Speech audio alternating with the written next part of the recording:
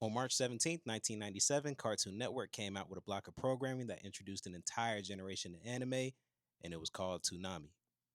Now, in the early days of Toonami, they would initially run reruns from shows like Thundercats, Johnny Quest. There was a little bit of Dragon Ball Z mixed in there, but the execs asked them to revamp it for a new generation. And this led them to the creation of the Toonami Operations module, who, if you're a millennial, you'll recognize as Tom, the robot. Tom was a central piece of the Toonami experience. He rode around in a spaceship. He told you what shows were coming on next.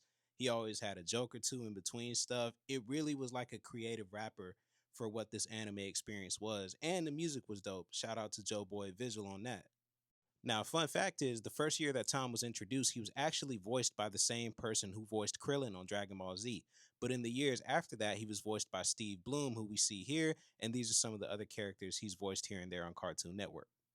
And when I say this block of programming introduced a new generation of anime, that's because a lot of the tentpoles that have become the biggest shows in anime culture in the US were premiering on Toonami. So you either got to see these late night or when it transitioned to Adult Swim. But here are some of the shows that you could catch on Toonami.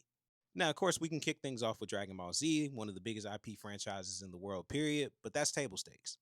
Toonami also has Sailor Moon, which again is another one of the biggest animes out there, and you could only see it on Cartoon Network. They also have shows like Gundam Wing, which admittedly I still need to watch. I know, don't judge me.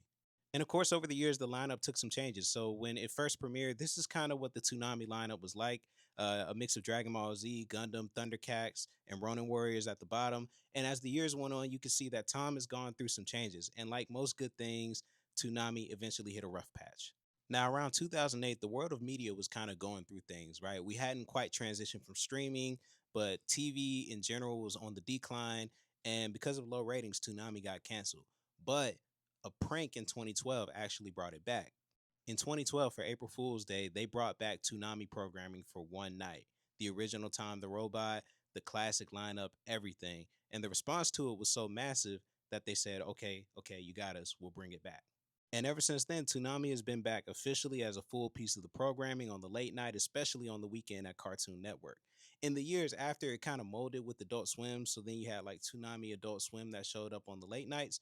But they also did something really cool in 2024. In 2024, they launched a special piece of programming called Toonami Rewind from 5 to 7, kind of like the original block many of us remember from being after school. And it had Sailor Moon, it had the original Naruto, Dragon Ball Z Kai, and it lasted for about a year and they had to cancel it, but it was still just a really nice nostalgic moment. That said, Toonami is still around today. It turns 30 next year, and an entire generation of youth would not know as much about anime if it wasn't for Tom the Robot and Toonami itself. Peace.